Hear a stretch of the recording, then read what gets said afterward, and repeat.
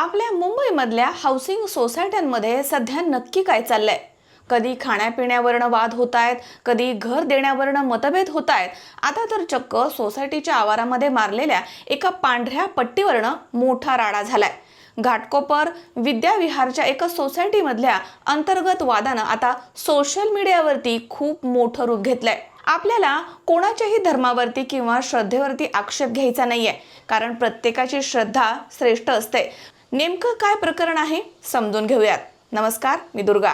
हा प्रकार घडलाय विद्याविहार इथल्या कैलास एव्हेन्यू सोसायटीमध्ये. या सोसायटीत 33 फ्लॅट्स आहेत, जिथे सर्व धर्मीय लोक एकत्र राहतात. काही दिवसांपूर्वी इथे जैन समाजाच्या मुलींचं आगमन होणार होतं आणि त्यांच्या स्वागतासाठी आणि सोयीसाठी सोसायटीच्या सामायिक आवारामध्ये म्हणजे कॉमन एरियामध्ये मुख्य गेटपासनं थेट इमारतीच्या आतपर्यंत ऑइल पेंटनं एक मोठी पांढरी पट्टी मारण्यात आली. हा प्रकार जेव्हा या सोसायटीमध्ये राहणारे सोशल मीडिया इन्फ्लुएन्सर प्रसाद वेदपाठक यांनी पाहिला, तेव्हा त्यांनी यावरती आक्षेप घेतला. त्यांनी थेट खाली येऊन तिथला व्हिडिओ शूट केला. प्रसाद यांनी दाखवलं की ही पांढरी पट्टी मारण्यासाठी कोणताही तात्पुरता रंग किंवा चुना वापरला नव्हता, तर थेट कायमस्वरूपी ऑइल पेंट वापरून इमारतीचं विद्रुपीकरण करण्यात आलं होतं.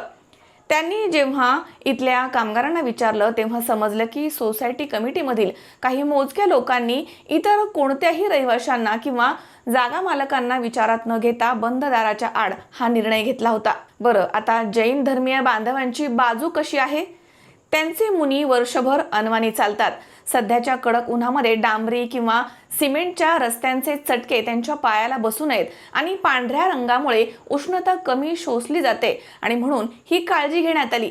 सोबतच पांढऱ्या रंगावरती लहान कीटक स्पष्टपणे दिसतात, त्यामुळे जीवहिंसा देखील टळत असते. धार्मिक दृष्टिकोनामधनं हा विचार नक्कीच श्रद्धेचा भाग आहे.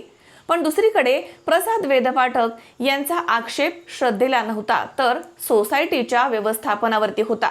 त्यांचं म्हणणं होतं की जर एका विशिष्ट समाजाला त्यांच्या धार्मिक प्रथांसाठी कोणत्याही परवानगीशिवाय सार्वजनिक जागेमध्ये कायमस्वरूपी बदल करण्याची मुभा मिळत असेल, तर उद्या इतर समाजाच्या लोकांनी देखील त्यांच्या सणांसाठी असे बदल केले तर त्यांना चालतील का? त्यांनी असा प्रश्न यावेळी उपस्थित केला. दरम्यान उद्या आम्ही मराठी लोकांनी कुळाचारासाठी सोसायटीमध्ये गोंधळ घालून कोंबड्या बकऱ्या यांचा बळी दिला तर चालेल का? जर हा बदल ऑइल पेंट ऐवजी तात्पुरती पांढरी चटई किंवा कापड अंथरून केला असता तर कोणाचाही आक्षेप नसता. नियम सर्वांसाठी समान असावेत, असं विधान पाठक यांनी केलं. दरम्यान हा व्हिडिओ सोशल मीडियावरती व्हायरल झाल्यानंतर वाद खूप विकोपाला गेला आणि 2 गट आमनेसामने आले. सोशल मीडियावरती प्रसाद वेदपाठक यांनी काही कट्टर घटकांकडनं ट्रोलिंग आणि थेट धमक्या आल्याचा आरोप देखील केलाय.